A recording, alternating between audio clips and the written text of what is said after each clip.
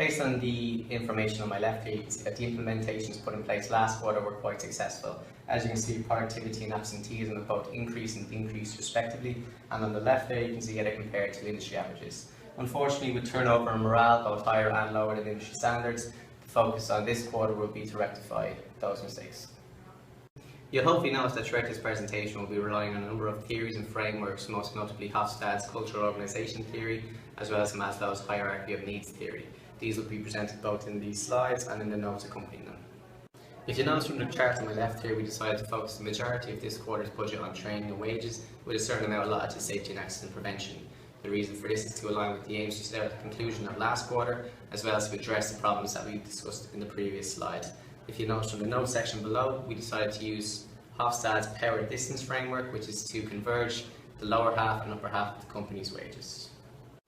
We decided to use this framework because we felt increase in lower-level employees' wages should lead to a higher level of cooperation, as well as increased productivity with upper levels of management.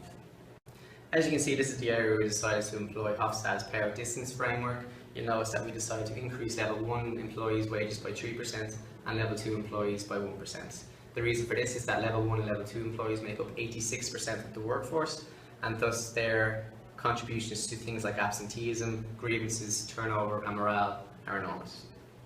If you notice from our performance section in the HR simulation, you'll see that the benefit scheme we have in place at the moment is at a competitive advantage with industry standards. Therefore, we felt that, in line with our previous aims to increase training and wages, that the scheme we have in place at the moment is successful and there was no need to increase such this quarter. After covering costs for new hires and promotions, you'll notice we spent the majority of this year's budget on training for managers and supervisors. We've increased our spending from 16 to 64,000, which you'll notice is a fourfold increase.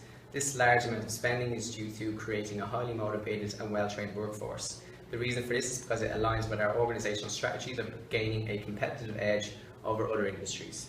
This, along with our increased attention towards a safety and accident prevention programme, should hopefully decrease grievances in the workplace, which unfortunately are still above industry standards. We're happy to announce that the performance-based pay system introduced last quarter was widely accepted among employers and employees.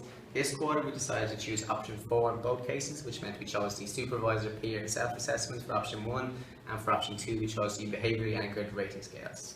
The reason we chose option 1 is because we felt that feedback from employees is just as important as feedback from employers in regards to supervisors. While a supervisor should provide an honest opinion of their performance within the company, it's also important to note that if there's any discrepancies between employees' feedback, this is something that we can work on moving forward. In this regard, we've adopted a 360-degree framework approach, which you can see on my left here. We've assessed the supervisor's performance and developed a plan, which will then be reviewed in due course. Hopefully you've noticed that throughout this presentation we focus quite closely on Maslow's hierarchy of needs theory.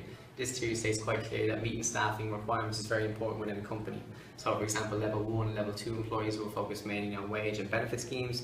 If we were to go up to the director or managerial level, their focus is mostly on empowerment and prestige. So it's important that at the lower level requirements are met in order to make sure that the upper level requirements are met also.